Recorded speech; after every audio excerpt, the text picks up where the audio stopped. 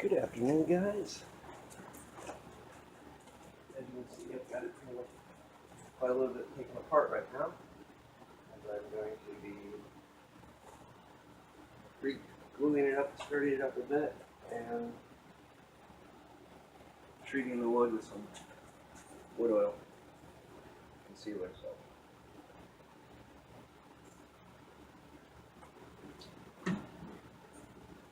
But this also allows me to show you the pieces.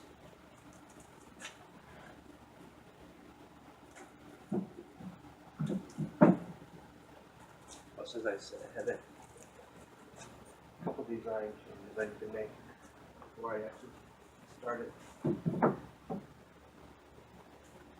But as you guys can see, this is pretty much of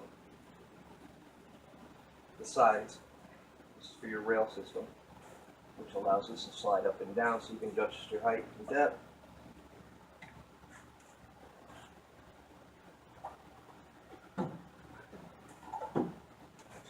I've actually, on yesterday's video, I put the link in the description. That's Izzy Swan. He's the one that originally did this, but it was, like I said, it was designed for a skill saw with a beam cutter. You can go to his website. He's got the wooden one's free. I think but he's got a metal one called the Urban Sawmill, which is awesome. If I had enough metal laying around, which I probably do, I'm still thinking about making one of them. I just don't feel like welding right now. That's more of a fall project when it's cooler. We already got some stuff we're going to be welding up tomorrow. But you can get these plans off this. Like I said, this one's free. The Urban Sawmill one, I think it's like $23. Well worth it though. The guy, his description, his frame is 72 inches. This is longer. Like I said, I went 7.5. My frame is 7.5 feet long. It's supposed to be 15 inches across. So I might actually be right on that one. No, it's short a little bit. I'm 14 and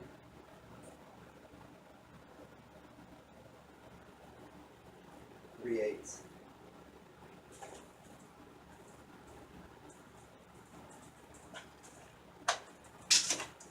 Like I said, I'm 7.5 feet long this one.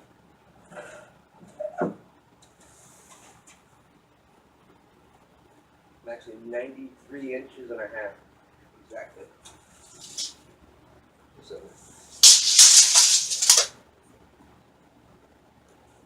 which allows me to cut a little bit longer. So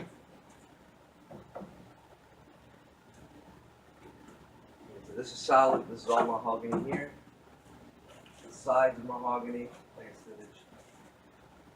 And the nice thing is, I still have a 6.5 foot section left of this that I can actually extend it out.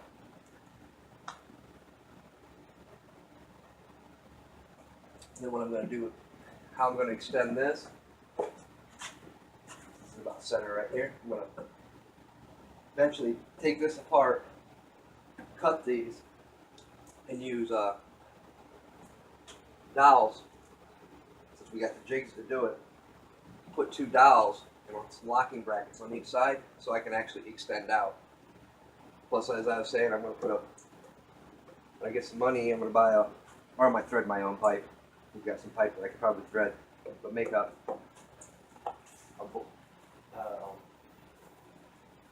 block vise. That way I'm not tearing up my wood. Because right now, the way it's designed, the way this is designed, even in the plan, you just basically drill into your wood to put your blocks to hold the thing in place, and you drill through your block into the tree, your log, to hold it secure while you're cutting. Like I said, I'm going to make a few design changes, not much. The towers, which are these, as I showed you, they just go like that. Actually, they don't go there, they go the other way.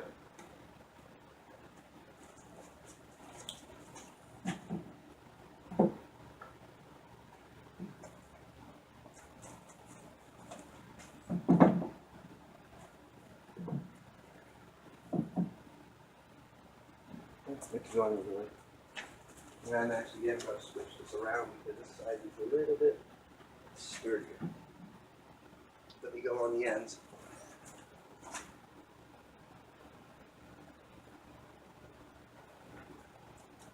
Like so. And those are, like I said, mine are a little bit longer because I made some changes. From here to here, it's 10.5. No, not, yeah, 10.5 inches. 9 1/4 across. 17 inches and 3/4 in height, and 6.5 here. That gives you that little notch there. I gotta just read you the guides, plans. For the guides, which is this, 2 inches width, 1.5 inches tall. Oh wait, no. About 9 1/4 tall. And this one is 17 3/4, which goes the length of it, and it's 1.5 inches wide. That's how you make your guides.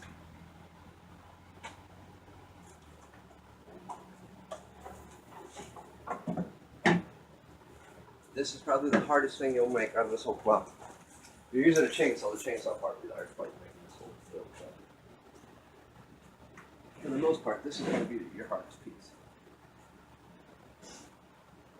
Because you got to do a 45-degree back cut, angle back cut.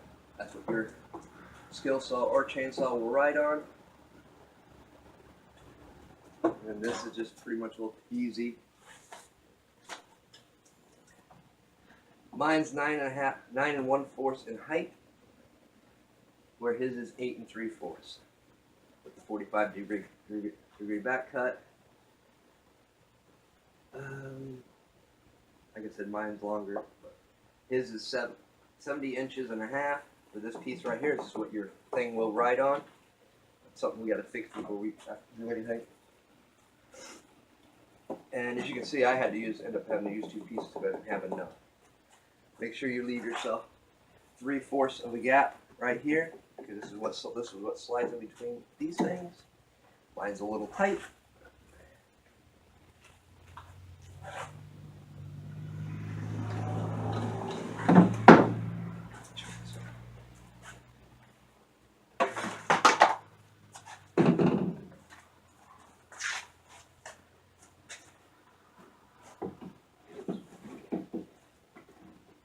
A little tight and heavy. But, like I said, mine's actually real tight. I like that. It slides better this way. Makes me wonder if I actually had these things switched wrong. Because like I said, normally it was tight. Oh, there it is.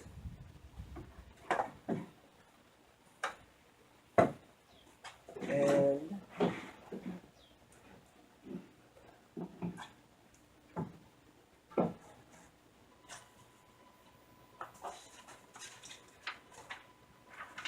your track fastening blocks, which you guys haven't seen them on here, but I had these glued up the other day. I'm going back on. These are your clamps. Basically, somewhere.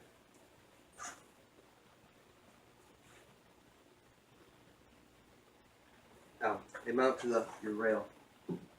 Basically like that.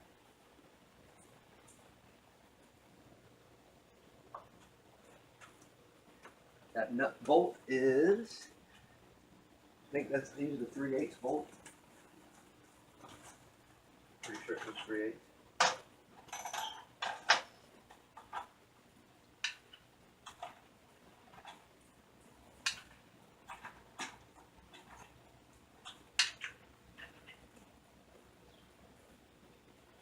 Yep. 3/8 bolt.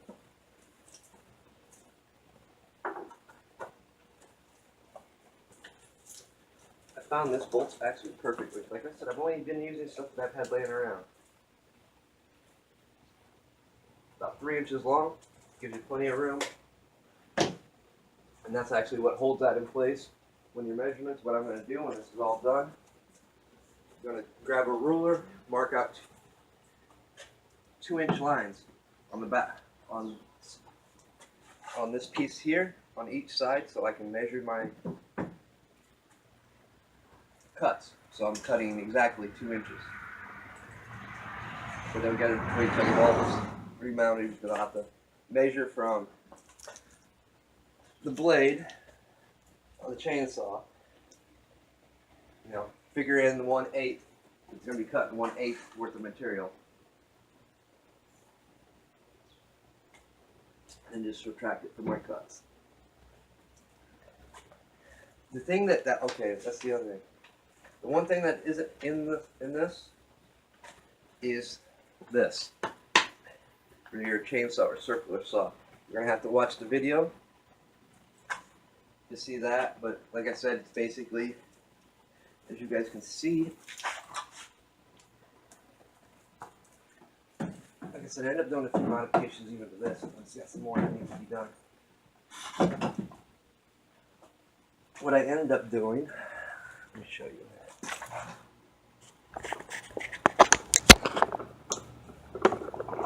Like I said, I had to make a few changes because, if you guys can see that, I ended up using, like I said, I used a waterbed frame, so I used the bracket mounts that was on the waterbed to make secure it to my chainsaw bar, which is, this thing is solid. Basically, you end up using 4 nuts, 4 nuts, 2 on the top side, 2 on the back side. The first 2 are really to keep the chain from scratching the bar. See if I can't get a better angle inside. Probably not. And that'll allow you, the bottom 2 on each will allow you to level out your blade and adjust it so you're cutting perfectly level. That is the other thing. It's not in the description. It's not in the plans. You're definitely going to want to make sure everything's level on your frame.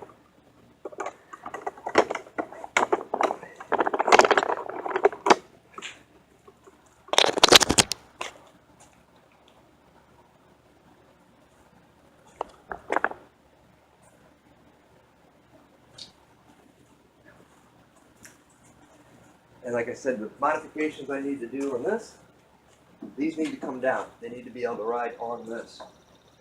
Then I'm thinking I might have to make another bracket underneath. Like I said, it's sturdy, but the problem I was noticing yesterday, it's so heavy on the back, it wants to tip back.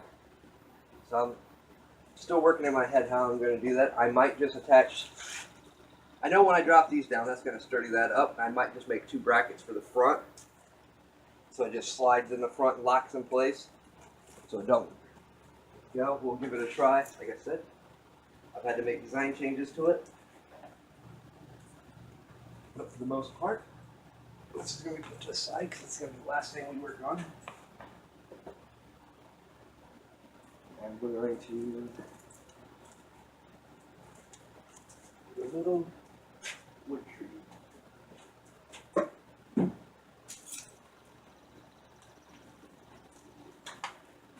yeah, the other thing I do want to do.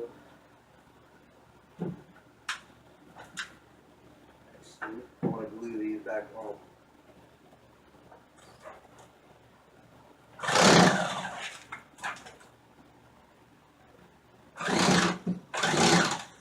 Maybe not. I don't think they're going anywhere. Obviously, my screws aren't. I said this was hard wood. We'll just leave that be. I don't want to screw it up. Like I said, I'm using refurbished materials and starting to run low on stuff.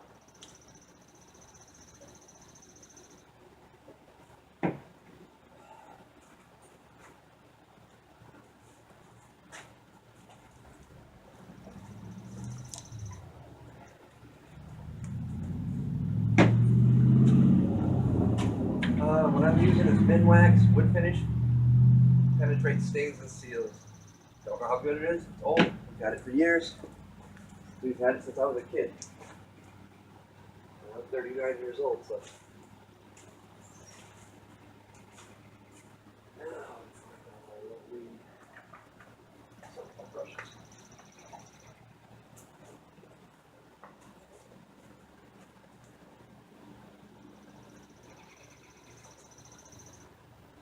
That's the other problem right now.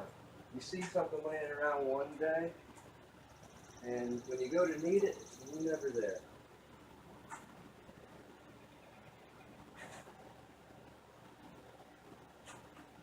Some of the back torch. Shouldn't lose connection.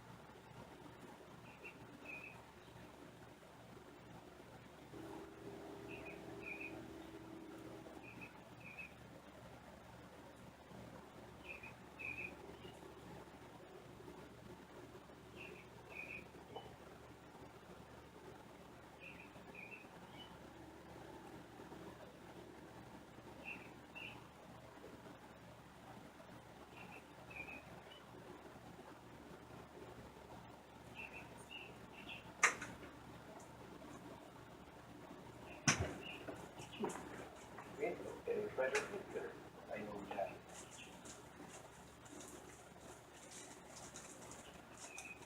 Guess I'll be using a brush. We're doing the old school way.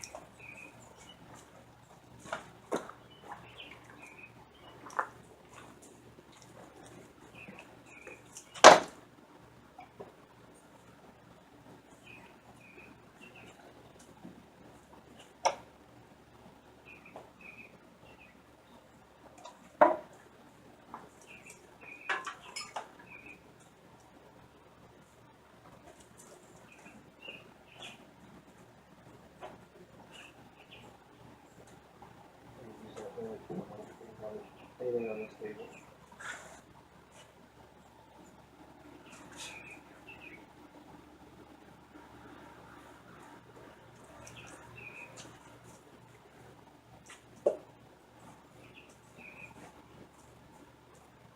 What you guys are seeing? Still drinking my morning cup of coffee. It's 12:30. But I'm kind of slow stuff.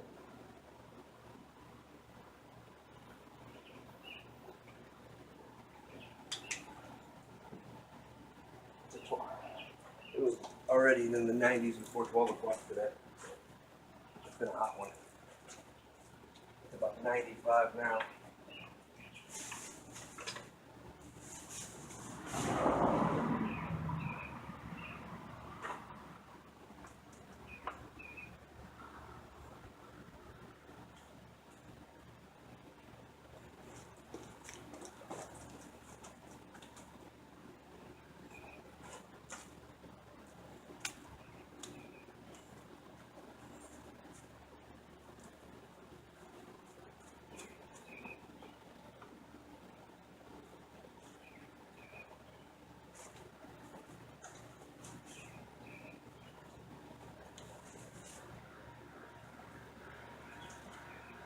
said, I'm pretty much going to treat this. Mainly because it's going to probably end up staying outside.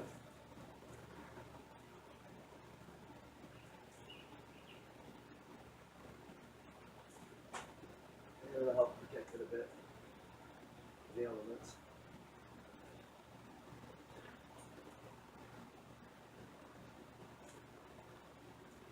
When we finally get some of the stuff cleaned up in here, though, it probably come in here and hang it up, like we hang up a couple of our ladders.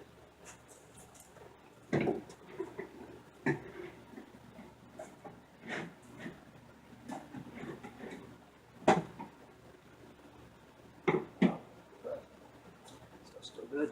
That shit's old.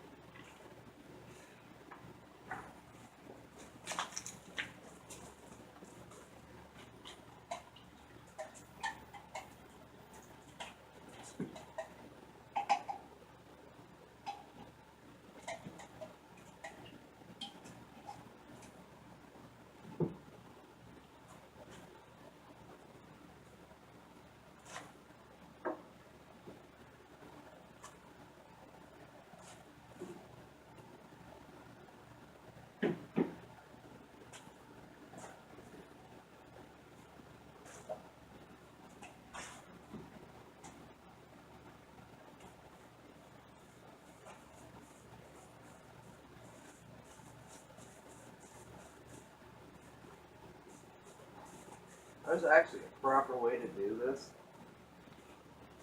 If you're wanting a good finish. That's, you got this old sock laying around. So you coat it as good as you can. And you'll take a sock and you'll rub it in.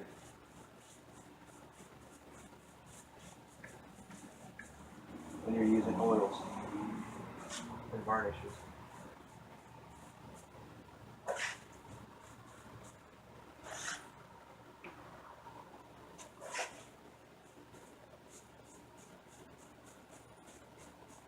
Like I said, the primary objective here is just to coat it, give it a little treatment. Nothing fancy on this. No need for it.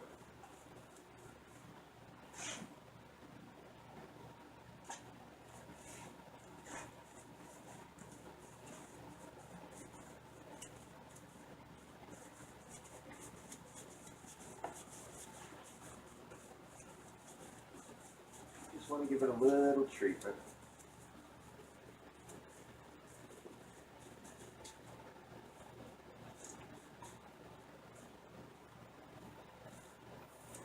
Probably not helping, I'm dripping sweat everywhere.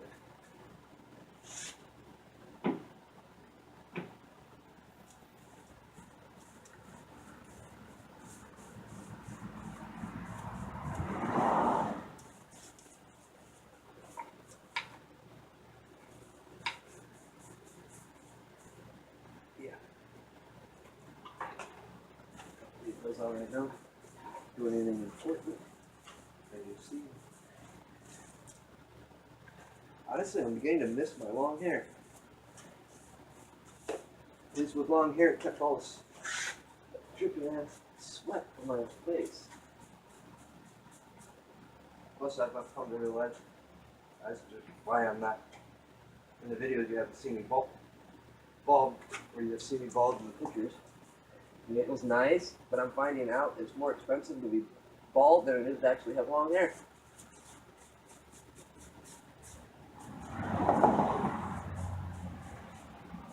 Price of razors these days. Now, for those people who don't know, I haven't seen some of my older pictures. I'm not, like I said, I don't like being on camera or get my pictures taken much. But my hair was down to here, all the way around.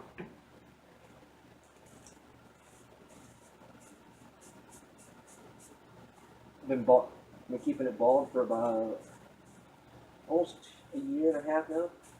No, about a year now.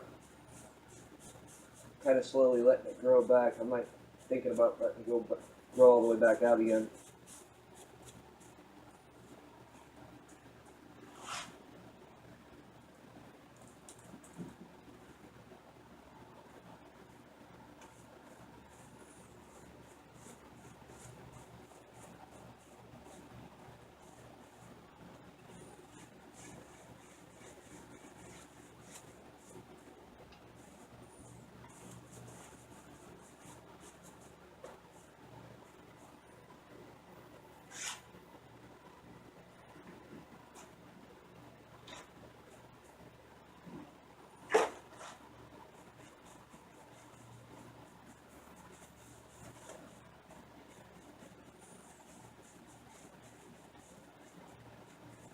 Just talk to you on some safety notes, guys. I know you guys probably watch me running the drill press with some power tools. It is important to be safe and do those things. I've been doing a lot of stuff. Accidents will happen. There's no avoiding it. You know, at least if you're taking a little bit of precaution like I usually do. You know, wearing safety glasses and stuff. It's important, especially if we're doing this stuff when shit hits the fan. We're not going to be able to, you know, really get real medical treatment. So it is kind of good idea to practice safety when you're doing these things. Like,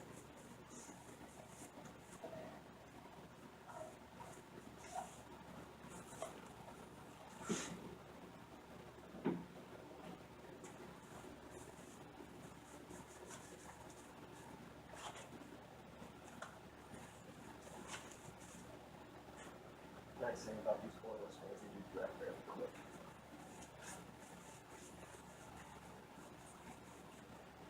But yeah, wearing safety glasses, you see I'm wearing gloves to do this. But for me, wearing the gloves is kind of bad because certain gloves have a tendency to fire up my psoriasis. But I've also known psoriasis is also climate, as can be more related to climate as well. Here in Ohio, we're more humid than dry. In North Carolina, which was weird. It actually flared. I had more flare up, but I was also working in a restaurant as a cook. And it was the gloves that was doing it. I've known that. It's done it before in the past.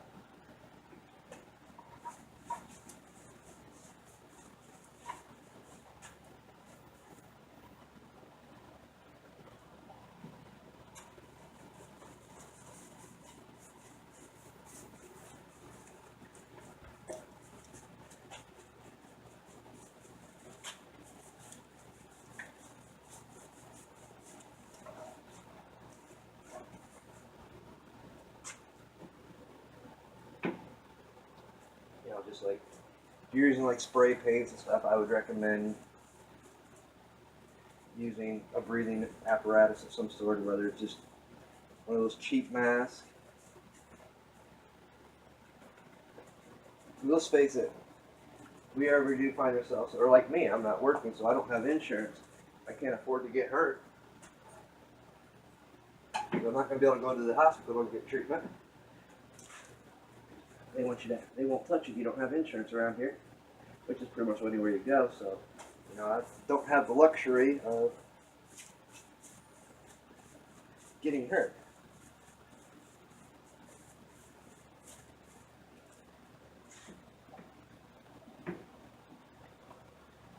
And plus, you end up going to the emergency room or hospital for something, you're going to be paying for it for the next 10, 15 years.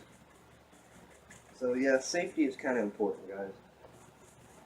Basically what I'm going to say on that, do as I say, not as I do.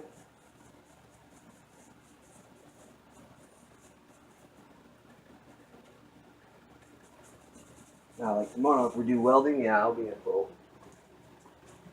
Be covering my face with helmets and stuff, wearing welding gloves, welding pants.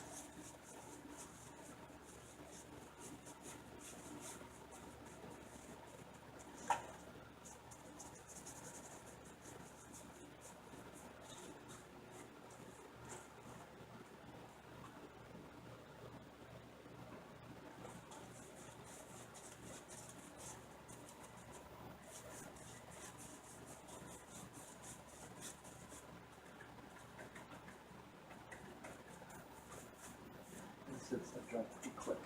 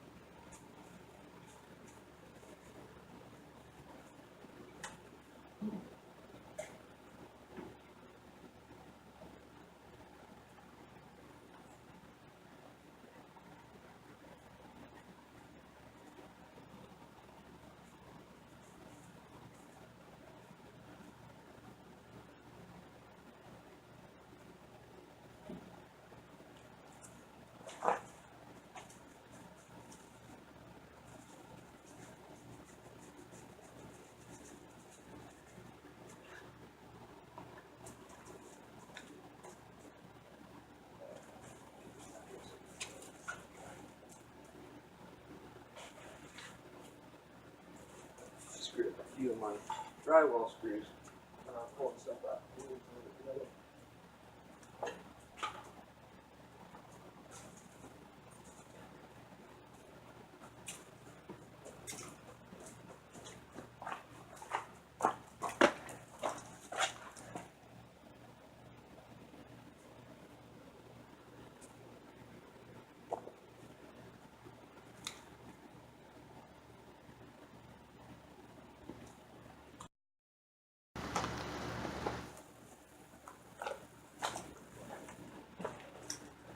I'm going to show you what this paper towel.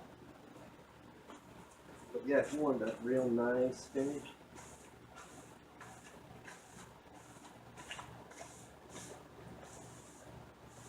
like I said, normally you do like a soft fabric to do this, something soft. That's the most nice thing about doing oil varnish work. You can get some real non-polished finish looks.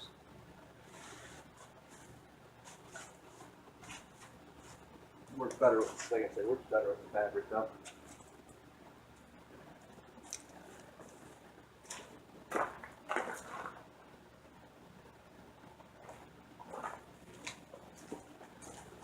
Oh yeah, the other thing it doesn't show in the his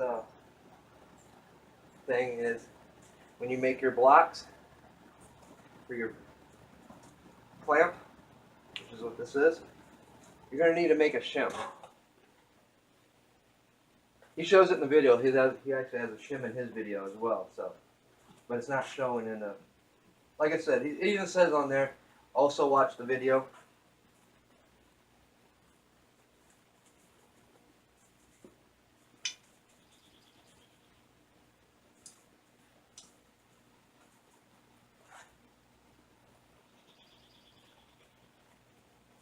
As you can see, I glued my shim on, which I recommend.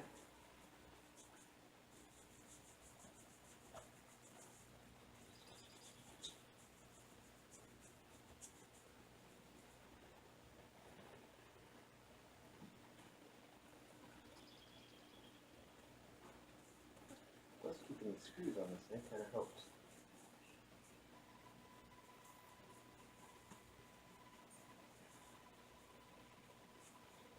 Now for the shim, I'm not sure what kind. It was just like some kind of particle board.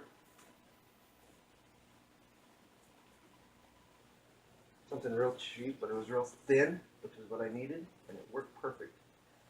I only had to make one.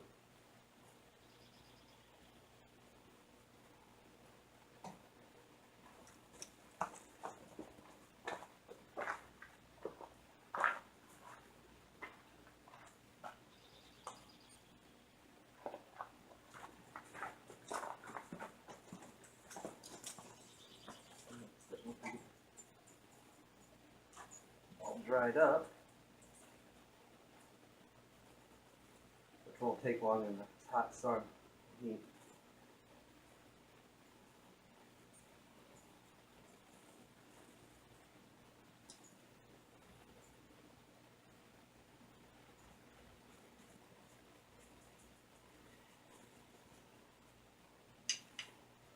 And if you guys, like I said, if you get enough of this oil varnish on your brush, on the wood, you can pretty much come off the top and do the whole coat quite a little bit with the coat that you already got on there.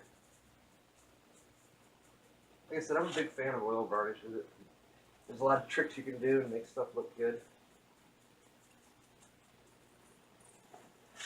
I know today, I guess, Jeff Sessions is supposed to be testifying. I don't know if I'm going to watch it. Me personally, I'm getting burnt out, and everything, what I'm seeing going on right now in the world, it seems that's what they're trying to push. They want us at war with each other. They want us to have civil unrest so they can take all of our freedoms away. Yeah, they're just trying to push everyone's buttons until it happens. No side's going to be happy until they think they get what they want, and when they get what they want, they're going to find out that was the biggest mistake they ever wanted, but that's what they want. Like I said, they want civil unrest.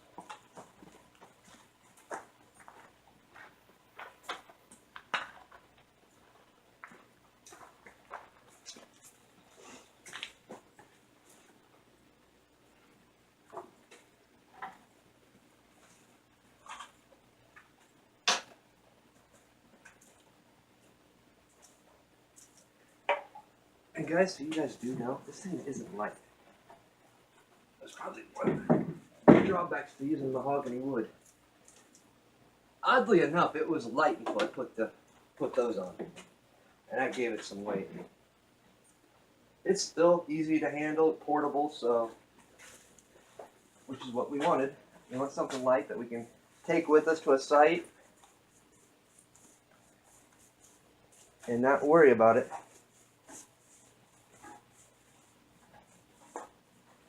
As you guys see, this is why I love oil. I can just one brush stroke, I've done that much. And like I said, it's just a matter of going back to your thick parts and pushing down. Like I said, after all we're doing is trying to get a coat. Just want to treat the wood, even though this mahogany was treated already. But it's also set in the bed of that 67 Chevy for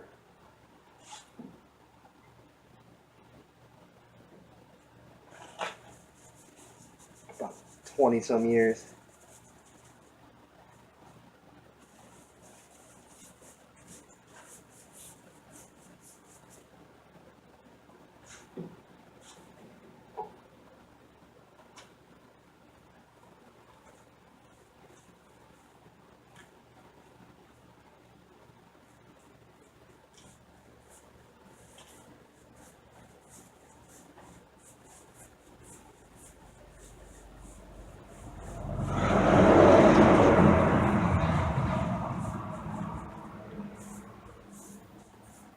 Tell you what, it's bringing a nice shine back to this wood though.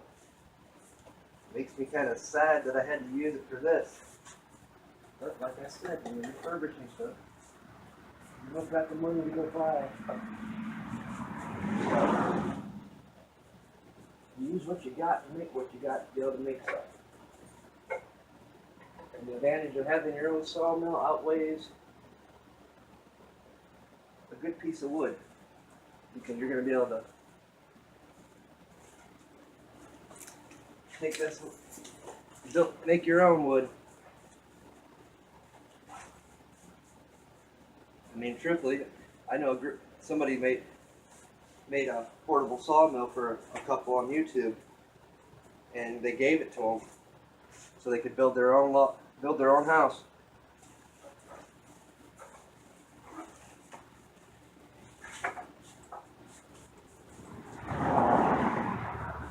I mean, if you got a bunch of wood, you got a cube. See, we don't have big wood. I'm not, like I said, the only thing that's getting taken down here is the stuff that's dead and ready to come down. But, you know, like I said, there's other ways to get wood.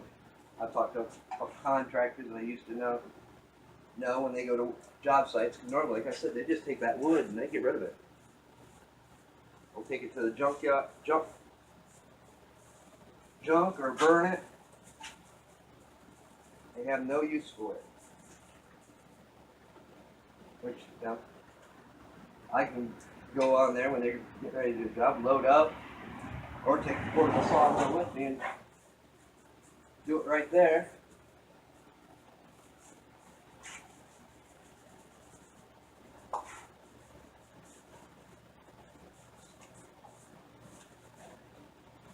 And know that lumber and wood ain't going to waste. It's not going to be burned or chipped. And like I said, we do have a DR, which has a built-in chipper on it, so I can actually chip my own wood for like small stuff that you couldn't use. Which there's mulch for you, or compost if you're using the DR to collect your grass and stuff off your lawns, which we do from time to time.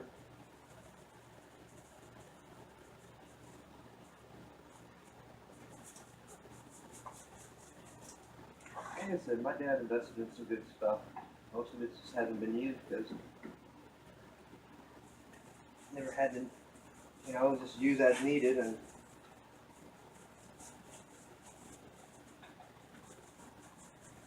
but I don't know. What do you guys think about some of the stuff that's going on right now? Stuff with Trump, and I know everybody's got their own opinions and stuff. Not everybody has the same opinions that I have about things, which is good. They're supposed to. I personally think that's what they're trying to do. On both sides, they want something to pop off so they can come back, take our liberties, our freedoms. I can't remember what. I was watching a live stream. Independent Press, I think it was. Mr. Anderson, you can correct me if I'm wrong in the comments. But I think it's Independent Press. With Chico and them, Eric. They were talking about something yesterday that caught my attention. I mean, I follow a little bit of Ron Paul, but I'm not, like I said, I'm not into politicians are all politicians. They all have their own agenda. Not always but I guess one of them had an email sent to him here. They're subscribed to one of his things. And they were talking about some small arms deal with the UN or NATO that we had signed, but we didn't, it's not official. We just basically signed something that said we're interested or some shit like that, I guess.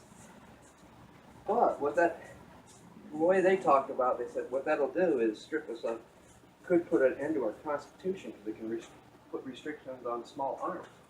How much ammo we can carry, kind of stuff like we see happening in California, New Jersey, New York, with their gun restrictions, to where they could just right out ban our stuff, put us on a list. This is some of the stuff they were discussing. So I'm definitely interested. I wouldn't mind getting a copy of that email. If somebody's got it out there. So I can actually do a little research into that. Because one thing we can't afford to lose is our Second Amendment rights, guys. That's the only thing that keeps our country safe. That keeps us from being invaded by any other foreign country.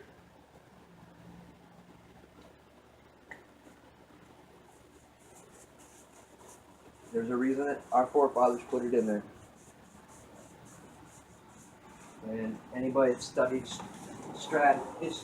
tactics, strategy, warfare, as you're studying, you'll quickly find out a lot of these world leaders, top strategists around the world. That's the one thing they say about the United States. It's why nobody's ever tried to invade our country. And they really do reference the Civil War and stuff with the North Carolina with the Mountain Men, Kings Mountain, Battle of Kings Mountain. Look it up.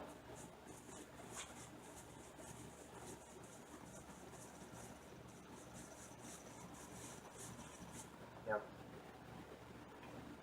They defended that mountain and it could not be put. It's kind of like they say, take that hill. Yeah, right. You're not taking a hill. High ground's always an advantage, but when you really got high ground in elevation, because I don't know, some people haven't been out there. Like I said, I've lived in North Carolina for a couple of years. Pretty much go back and forth now between Ohio and there.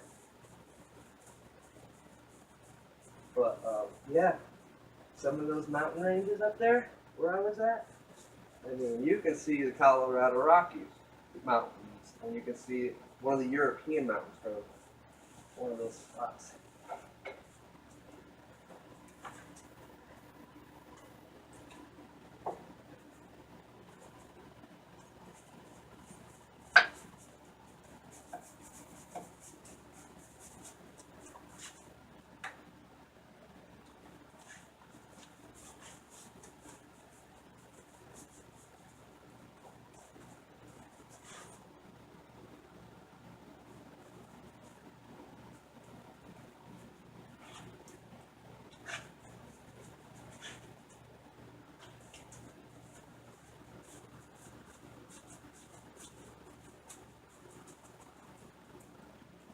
You know, like I said, our history is very important. It teaches us lessons.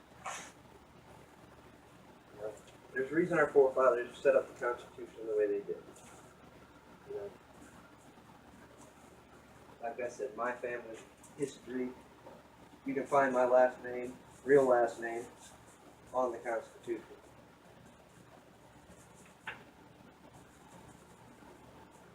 I've got actually. Our family history is kind of quite interesting. I'll cover it one day.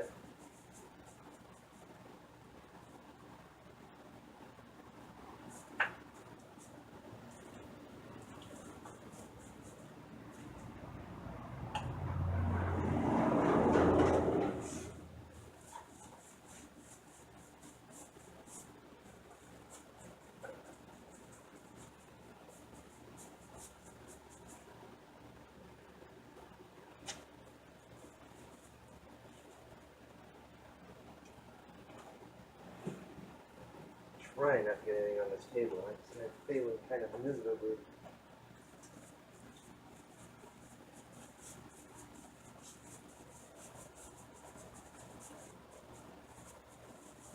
Should have covered the table.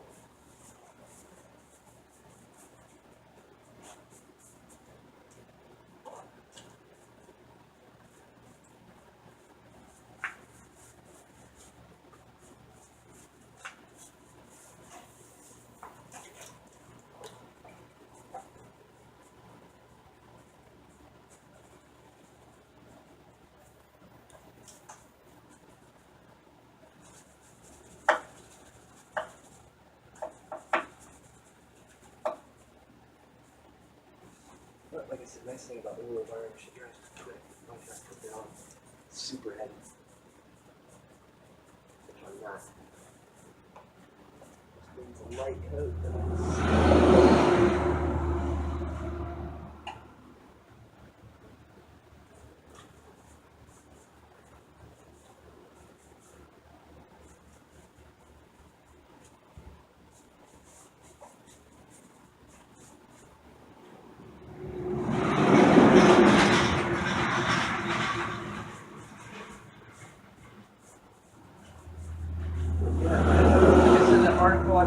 They were talking about the other night. It's really interesting. Definitely something that needs to be looked into. Basically, what it is, our president hadn't signed it, and we got people in Congress trying to want him to sign it. Which, if that happens to be signed, we lose our rights. We could have potentially lose our freedoms. We'd have to register our weapons. All kinds of crazy stuff could happen with that law. Which is sometimes why it's not important to play devil's advocate and weigh pros and cons with things. It allows you to think of things you might not have originally thought about on stuff like that.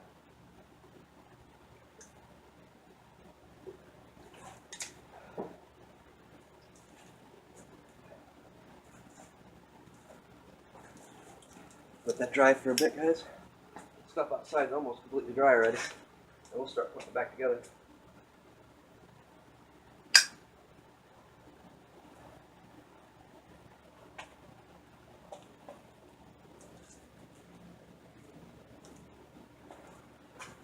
As you guys can see, I do smoke tobacco, but I try to stay off the camera when I'm doing it.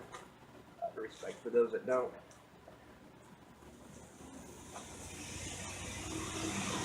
Although if I switched over to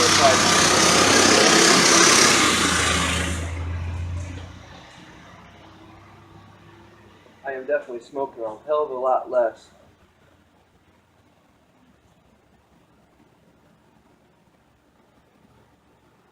normally buy the 8-ounce bags,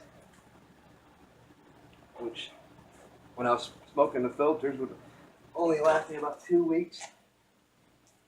So once I switched back over to basically rolling my own for a little bit, then switching completely over to the pipe, I went from basically stretching a bag almost a month, a little over a month. This last time I bought a 3-ounce bag, and it's going on a month. So it's important to kind of curtail our habits. For me, it's not that bad. If it's out of sight, it's also out of mind.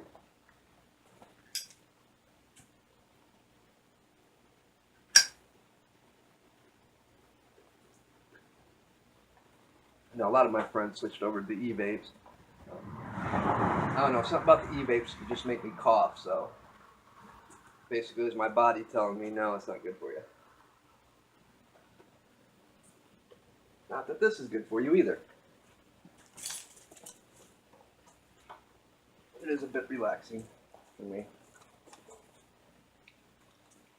Like I said, guys, it's also nice to have a good breathing apparatus when you're working with paints and stuff. This is a real nice one. And just replace your filters. I'm gonna actually look it up, do some research on it, see what else it'll protect you from. Because it's a nice system. It's almost like a gas mask type system. Of course, you know how to make your. You can actually, using charcoal and stuff, crushing it down real fine, coating the insides of these, can make it into an actual real gas mask type filter system. There's a lot you can do with charcoal. Something else we'll cover. I mean, like I said, guys, I got a lot of stuff I want to do. Some of it's just doing the stuff I'm doing right now, randomly talking, bringing up, mentioning stuff that I've seen.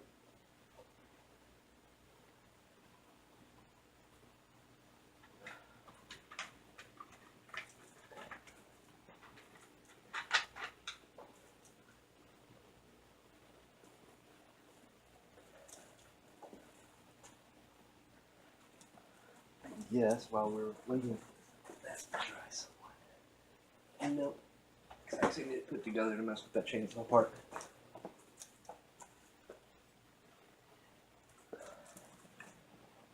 But like I said, guys,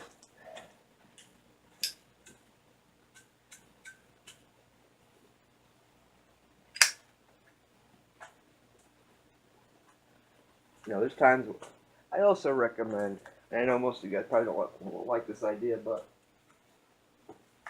there comes times when we do need to step away, take a break from all the stuff that's going on in the news, just because it gets overwhelming sometimes. A good break from things is good. Gives you a chance to refresh, recharge, eliminate some of the stress that constantly being bombarded with all this stuff. Just like maybe a day or a few hours. Me, I like taking, as most people know, when I head to North Carolina, mainly because I don't have the internet access, because we have to rely on a Wi-Fi, which you're not live streaming anything, unless you want to wait 24, 72 hours to upload a video.